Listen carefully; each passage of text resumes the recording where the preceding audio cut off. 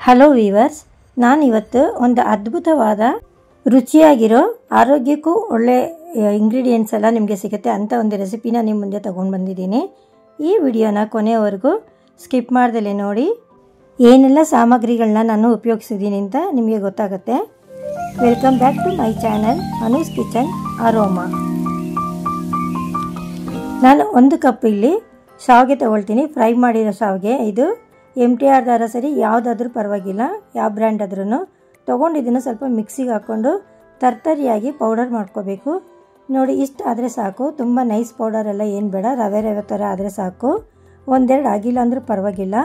ಅದನ್ನು ಒಂದು ಬೌಲಲ್ಲಿ ತೆಗೆದಿಟ್ಕೊಳ್ಳೋಣ. ನಾನು ಸಪ್ರೇಟಾಗಿ ಮಸಾಲೆಗೆ ಇದರಲ್ಲಿ ಒಂಚೂರು ಜೀರಿಗೆ ಪುಡಿ, ಗ್ರೀನ್ ಚಿಲ್ಲಿ ಪೌಡರು, ಮತ್ತು ರುಚಿಗೆ ತಕ್ಕಷ್ಟು ಉಪ್ಪು, ಒಣಗಿಸಿರೋ ಅಂಥ ಒಂದು ಕರಿಬೇವಿನ ಪುಡಿ, ಕಲೋಂಜಿ, ಸ್ವಲ್ಪ ಅರಿಶಿನ ಪುಡಿ ಇಷ್ಟು ತೆಗೆದಿಟ್ಕೊಳ್ಳೋಣ. ಒಂದು ಪಾತ್ರೆಯಲ್ಲಿ 2 ಕಪ್ಪಷ್ಟು ನೀರು ಹಾಕ್ಕೊಂಡು, ಇದು ಏನು ನಾವು ಇಂಗ್ರೀಡಿಯೆಂಟ್ಸ್ ತೊಗೊಂಡಿದ್ವೋ ಮಸಾಲೆ ಪದಾರ್ಥಗಳೆಲ್ಲನೂ ಅದನ್ನು ನೀರಿಗೆ ಹಾಕ್ಕೊಂಡು ಸ್ವಲ್ಪ ಕುದಿಯೋಕ್ಕೆ ಬಿಡಬೇಕು. ಅದು ಕುದಿಯೋ ಅಷ್ಟರಲ್ಲಿ ನಾನು ಇಲ್ಲಿ ಸ್ವಲ್ಪ ತರಕಾರಿಗಳನ್ನ ತೊಗೊಳ್ತೀನಿ. ಅದು ಯಾವ ತರಕಾರಿ ಬೇಕಾದರೂ ತೊಗೋಬೋದು. ನಾನು ಮೇಯ್ನಾಗಿ ಇದರಲ್ಲಿ ಬೀಟ್ರೂಟು, ಕ್ಯಾರೆಟು, ಮೂಲಂಗಿ ಮತ್ತು ಸ್ವಲ್ಪ ಗೆಡ್ಡೆಕೋಸು ಇಷ್ಟು ತೊಗೊಂಡಿದ್ದೀನಿ. ಸ್ವಲ್ಪ ಅದೆಲ್ಲ ಕ್ಲೀನ್ ಮಾಡಿಕೊಂಡು ಸಿಪ್ಪೆ ಎಲ್ಲ ತೆಗೆದು ತೊಳ್ಕೊಂಡು ತುರ್ಕೋಬೇಕು. ಅಷ್ಟೂ ಈ ಸಣ್ಣ ತುರಿಮಣೆಯಲ್ಲಿ ತುರಿದ್ರೆ ಆವಾಗ ನಮಗೆ ಅದು ನಾವೇನು ವೆಜಿಟೇಬಲ್ ಹಾಕಿದ್ದೀವಿ ಅದು ಗೊತ್ತಾಗೋದೇ ಇಲ್ಲ.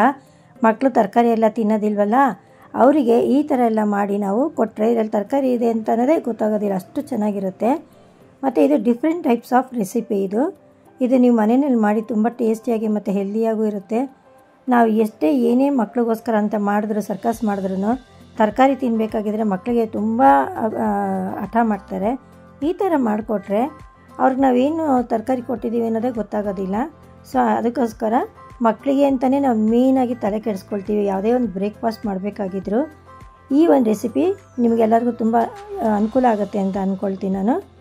ನಾನು ಏನಿಲ್ಲಿ ನೀರು ಕುದೀತಾ ಇತ್ತು, ಅದಕ್ಕೆ ತುರಿದಿಟ್ಕೊಂಡಿರೋಂಥ ತರಕಾರಿ ಎಲ್ಲ ಹಾಕ್ಕೊಂಡು ಸ್ವಲ್ಪ ಕುದಿಸ್ಕೊಳ್ತೀನಿ. ಇದು ಸ್ವಲ್ಪ ಕುದಿ ಬರಲಿ, ಒಂಚೂರು 2-3 ಕುದಿ ಕುದ್ರೆ ಸ್ವಲ್ಪ ಏನು ತರಕಾರಿ ಇಂಗ್ರೀಡಿಯೆಂಟ್ಸ್ ಎಲ್ಲ ಹಾಕಿದ್ದೀನಿ ಅದು ಸ್ವಲ್ಪ ಅರೋಮಾ ಬಿಡುತ್ತೆ. ಅದಾಗಿದ್ಮೇಲೆ ನಾನು ತರ್ತರಿಯಾಗಿ ಶಾವಿಗೆ ಎಲ್ಲ ಪುಡಿ ಮಾಡ್ಕೊಂಡಿದ್ವಲ್ಲ ಅದನ್ನು ಹಾಕ್ಕೊಂಡು 1-2 ಕುದಿ ಕುದಿಸ್ಕೋಬೇಕು.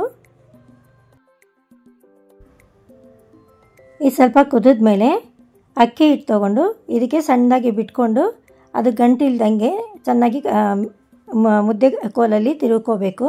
ಅದು ಯಾವುದೇ ಕಾರಣಕ್ಕೂ ಗಂಟಾಗಬಾರ್ದು. ಸ್ವಲ್ಪ ಎಣ್ಣೆ ಕೂಡ ಹಾಕೋಬೇಕು. ಇದರಲ್ಲಿ ಒಂದು ಕೊಬ್ಬರಿ ಎಣ್ಣೆನೋ ಅಥವಾ ಯಾವುದೇ ಒಂದು ಕುಕ್ಕಿಂಗ್ ಆಯಿಲ್ ಹಾಕ್ಕೊಂಡ್ರೆ ಸ್ವಲ್ಪ ನಿಮಗೆ ಅದು ಗಂಟಾಗೋದಿಲ್ಲ, ಚೆನ್ನಾಗಿ ಸ್ಮೂತಾಗಿ ಬರುತ್ತೆ. ಸೊ ಅದಕ್ಕೋಸ್ಕರ ನಾನು ಸ್ವಲ್ಪ ಒಂದು ಕೊಬ್ಬರಿ ಎಣ್ಣೆ ಹಾಕ್ಕೊಳ್ತೀನಿ. ಇಲ್ಲಿ ಕೊಬ್ಬರಿ ಎಣ್ಣೆ ಹಾಕ್ಕೊಂಡು ನಿಧಾನಕ್ಕೆ ಸ್ವಲ್ಪ ಚೆನ್ನಾಗಿ ಮಿಕ್ಸ್ ಮಾಡ್ಕೋಬೇಕು.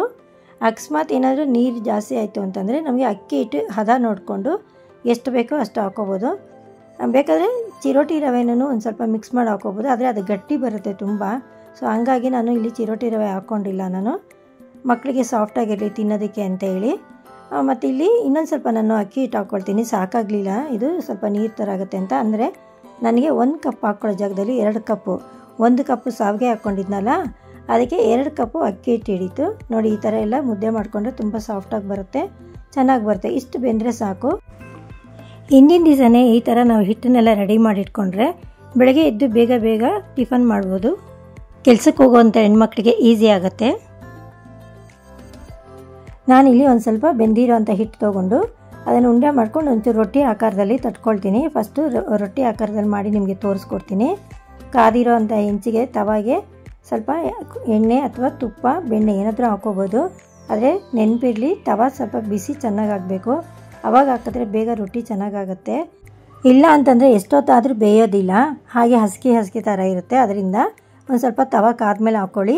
ನೋಡಿ, ಈಗ ಎಷ್ಟು ಚೆನ್ನಾಗಿ ಬಂದಿದೆ, ಕ್ರಿಸ್ಪಿಯಾಗಿರುತ್ತೆ, ಚೆನ್ನಾಗಿ ಬೆಂದಿರೋದು ಕೂಡ ಬೆಂದಿರುತ್ತೆ. ನಾನು ಸ್ವಲ್ಪ ಗೋಲಿ ಆಕಾರದಲ್ಲಿ ಒಂದು ಸ್ವಲ್ಪ ಈ ಹಿಟ್ಟನ್ನ ತೊಗೊಂಡು ಉಂಡೆ ಮಾಡಿಕೊಂಡು ಅದನ್ನು ಬ್ರೆಡ್ ಕ್ರಮ್ಸ್ನಲ್ಲಿ ಅದನ್ನು ಹೊರಳಿಸ್ಕೊಂಡು ಅದನ್ನು ಡೀಪ್ ಫ್ರೈ ಮಾಡ್ತೀನಿ. ಇದು ಅಷ್ಟೇ ತುಂಬ ಚೆನ್ನಾಗಿರುತ್ತೆ. ಹಿಂದಿನ ದಿವಸನೇ ಇದನ್ನೆಲ್ಲ ನಾವು ರೆಡಿ ಮಾಡಿಕೊಂಡ್ರೆ ಬೆಳಗ್ಗೆ ಎದ್ದು ಬೇಗ ಟಿಫನ್ ಮಾಡಿಕೊಡ್ಬೋದು ಮಕ್ಕಳಿಗೆ.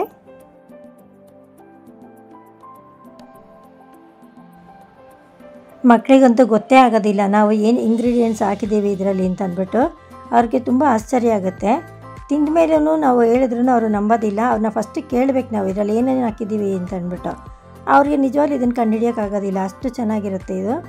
ಮತ್ತು ನಾನು ಇದನ್ನು ಡೀಪ್ ಫ್ರೈ ಮಾಡಿದ್ಮೇಲೆ ಇದನ್ನು ನಾನು ಸ್ವಲ್ಪ ಬೇರೆ ಶೇಪಲ್ಲಿ ಮಾಡಿ ನಿಮಗೆ ತೋರಿಸ್ತೀನಿ, ಅದೂ ಚೆನ್ನಾಗಿರುತ್ತೆ. ಅವ್ರಿಗೆ ಡಿಫ್ರೆಂಟ್ ಶೇಪಲ್ಲಿ ಮಾಡಿಕೊಟ್ರೆ ನಾವು ಯಾವುದೇ ಒಂದು ಆಕಾರದಲ್ಲಿ ಇದನ್ನು ಮಾಡಿಕೊಡ್ಬೋದು. ನಿಮ್ಮ ಹತ್ರ ಏನಾದರೂ ಇವಾಗ ಇಮೇಜ್ದೆ ಎಲ್ಲನೂ ಅದು ಡೈಸ್ ಇರುತ್ತಲ್ಲ, ಅದರಲ್ಲೂ ಕೂಡ ಶೇಪ್ ಮಾಡ್ಕೊಂಡು ನಾವು ಫ್ರೈ ಮಾಡಿ ಕೊಡ್ಬೋದು. ಹಾರ್ಟ್ ಆಕಾರದಲ್ಲಿ, ಸ್ಟಾರ್ ಆಕಾರದಲ್ಲಿ, ಆ ಥರ ಎಲ್ಲ ಕಟ್ಲೆಟ್ಗೆ ಅಂತ ನಾವು ಇಟ್ಕೊಂಡಿರ್ತೀವಲ್ಲ, ಅದನ್ನು ಕೂಡ ನಾವು ಕಟ್ ಮಾಡ್ಕೊಂಡು ಹಾಕೋಬೋದು. ನಾನು ಈ ಥರ ಹಿಂಗೆ ಇದನ್ನು ಡೀಪ್ ಫ್ರೈ ಮಾಡ್ತೀನಿ, ಸ್ವಲ್ಪ ತವಾ ಫ್ರೈನೂ ಮಾಡ್ತೀನಿ.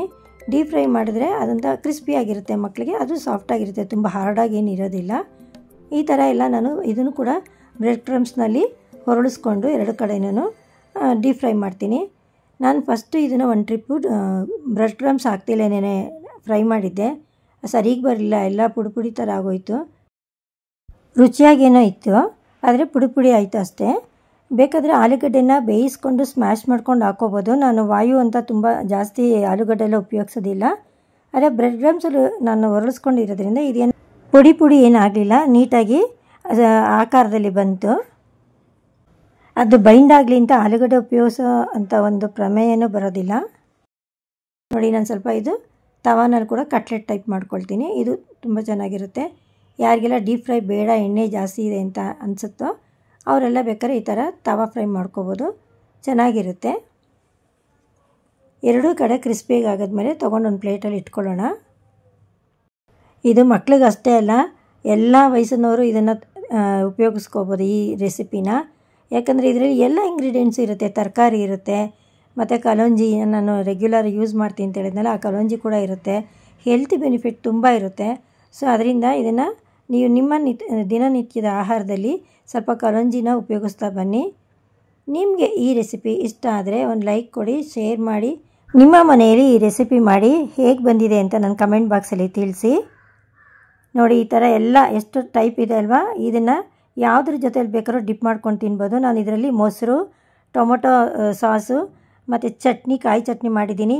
ಜೊತೆಗೆ ಡಾರ್ಕ್ ಚಾಕ್ಲೇಟ್ ಸಿರಪ್ ಕೂಡ ತೊಗೊಂಡಿದ್ದೀನಿ. ಮಕ್ಳಿಗಂತೂ ಎಷ್ಟೊಂದು ಖುಷಿ ಆಗುತ್ತೆ. ಈ ಥರ ಡಾರ್ಕ್ ಚಾಕ್ಲೇಟಲ್ಲಿ ನಾವು ಈ ರೆಸಿಪಿನ ಹೊರಳಿಸ್ಬಿಟ್ಟು ಇದನ್ನು ಪಾಪ್ಸ್ ಥರ ಚಾಕ್ಲೇಟ್ ಪಾಪ್ಸ್ ತಿನ್ನು ಅಂತಂದರೆ ಖುಷಿಯಿಂದ ತಿಂತಾರೆ. ಸ್ವಲ್ಪ ಫ್ರಿಜ್ಜಲ್ಲಿ ಇಟ್ಟು ಇದನ್ನು ಚಿಲ್ ಮಾಡಿಕೊಟ್ರೆ ಸ್ವಲ್ಪ ಬೈಂಡ್ ಆಗುತ್ತೆ ಚಾಕ್ಲೇಟ್ ಕಂಪ್ಲೀಟಾಗಿ, ಅವಾಗ ಇನ್ನೂ ನೋಡೋಕೆ ತುಂಬ ಚೆನ್ನಾಗಿರುತ್ತೆ. ನನ್ನ ಈ ರೆಸಿಪಿನ ನಿಮ್ಮ ಫ್ರೆಂಡ್ಸು ಕೂಡ ಶೇರ್ ಮಾಡಿ, ಸಬ್ಸ್ಕ್ರೈಬ್ ಮಾಡ್ಕೊಳ್ಳೋದಕ್ಕೆ ಸಪೋರ್ಟ್ ಮಾಡಿ. Thanks for watching Anu's kitchen aroma.